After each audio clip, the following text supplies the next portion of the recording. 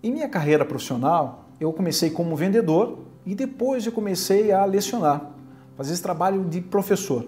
Quando eu comecei a atividade, fazer as duas coisas ao mesmo tempo, eu fui percebendo que vender e lecionar seguiam uma mesma metodologia. Vou contar aqui uma história para vocês que eu acho que vai ficar um pouco mais claro essa situação. Todos vocês já devem ter montado um quebra-cabeça com mais de 1000 peças. Se você não montou, pelo menos você já viu alguém montar um quebra-cabeça com mais de 1000 peças. Por onde você começa a montar um quebra-cabeça como esses? Ah, isso mesmo. Pelas peças que são mais retinhas, ou pelas peças do canto, que tem as duas áreas quadradas ou retas, né, nas laterais. Ou seja, fica mais fácil identificar quais são essas peças.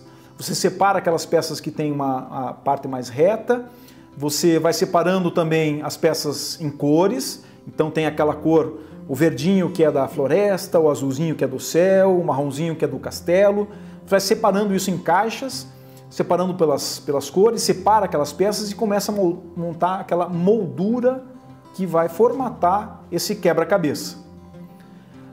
À medida que você vai montando esse quebra-cabeça, à medida que você vai encaixando as peças, vão aparecendo a imagem final. Você vai comparando com a tampa da caixa do quebra-cabeça para ver se a imagem está ficando parecida, se é aquilo mesmo, se vai comparando, vai montando. Se eu entregar o mesmo quebra-cabeça para 10 pessoas, a montagem vai ser diferente. Ou seja, cada pessoa vai começar a montar o quebra-cabeça de uma forma diferente. Cada pessoa vai encaixar as peças numa sequência diferente.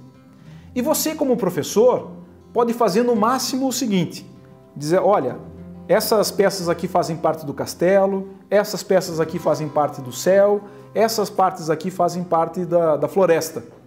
Ou então você pode dizer assim, olha, esta peça encaixa nesta peça, mas você nunca vai poder encaixar as peças pelas pessoas. Então cada aluno aprende de uma forma diferente. Cada aluno tem o seu meio de montar aquele quebra-cabeça. E você simplesmente orienta essas pessoas para que elas cheguem à montagem desse quebra-cabeça ou que cheguem àquela imagem que está na capa. Vender é a mesma coisa. Vender é ensinar o seu cliente a tomar uma decisão.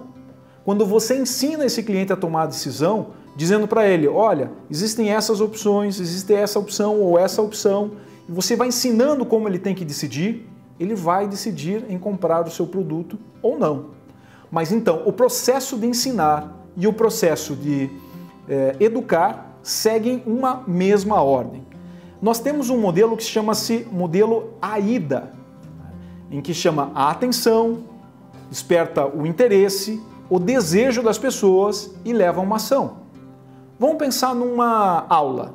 Você tem que chamar a atenção do seu aluno, depois que esse aluno está com a sua atenção em você, você tem que despertar o interesse desse aluno e depois o desejo para que ele volte para a aula, né, e execute as ações que você pré-determinou.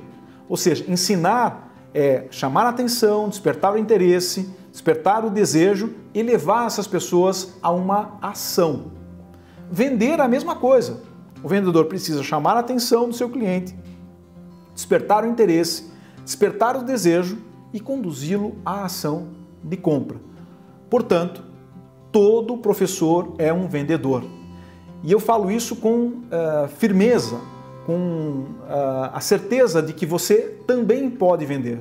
A forma de vender é que é um pouquinho diferente daquela tradicional em que a maioria dos vendedores acabam só empurrando. Mas quando você construir um jardim do conhecimento, vender fica muito mais fácil do que você imagina.